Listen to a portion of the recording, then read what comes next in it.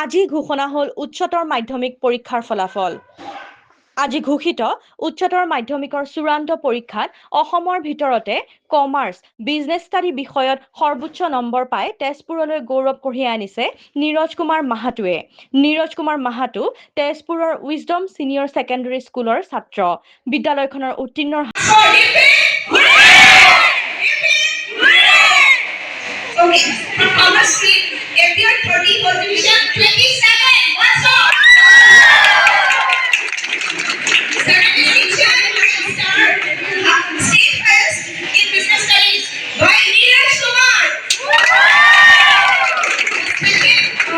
From science stream, 88% highest. Kalpashri from science stream. And from arts, 87 by Akankya.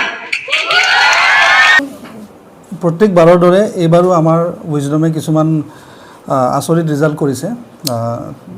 আমি প্ৰত্যেকবাৰেই আমি প্ৰায় 10 number 9 number 5 নম্বৰৰ কাৰণে আমি অল আছাম পজিশ্যন মিছ কৰি আছিলোঁ আৰু যোৱা দুবাৰো আমাৰ 94% পাইছে, যদিও আমাৰ পজিশ্যন ছিষ্টেমটো উঠাই দিয়া হৈছে, যিটো ভাল কাম কৰা হৈছে বৰ্ডৰ দ্বাৰা।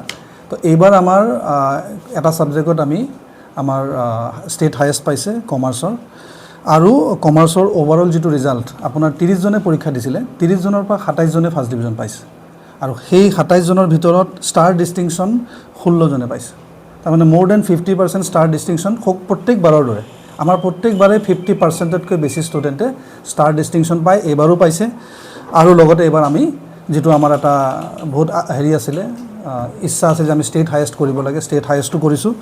আৰু লগতে আমাৰ ছায়েন্সৰ